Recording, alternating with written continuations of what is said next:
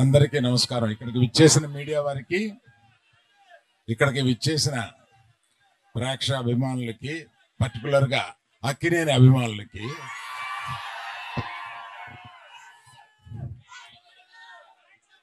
మేము చాలా కష్టపడి ఈ సినిమాని తీసాము. ఎంత కష్టపడినా ఫైనల్గా మీరు ఆదరించే స్థాయిలోనే మా ఆనందం ఉంటుంది. ఈ సినిమా తప్పక మీరు ఆదరిస్తారని నమ్ముతున్నాము. ఎందుకంటే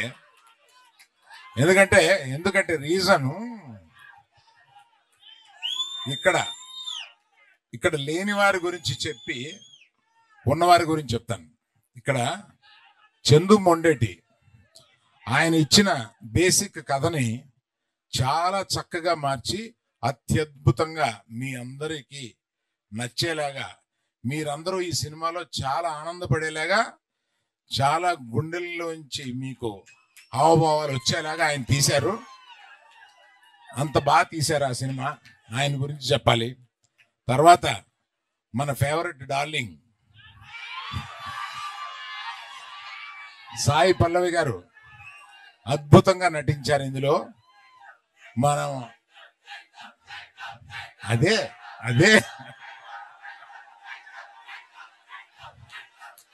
సరే, మరి ఆయన గురించి చెప్పాలంటే మీరు ఆగాలి కదా. ఆయన ఏ సినిమాలోనూ ఇంతవరకు నటించని స్థాయిలో నటించారు.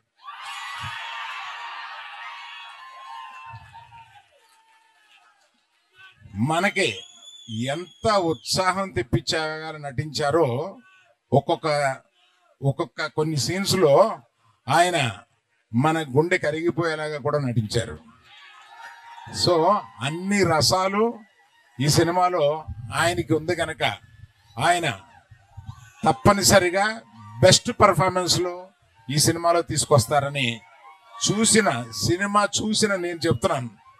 That is Chaitu, our Chaitu.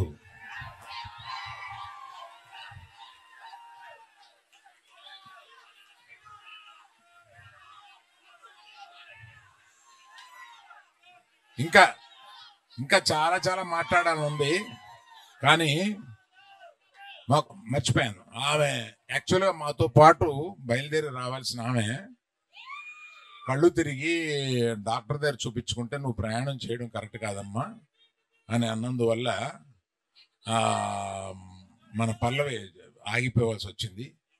అందువల్ల మీరు తన మాటగా మీకు చెప్పమందని చెప్పి నేను చెప్తున్నాను.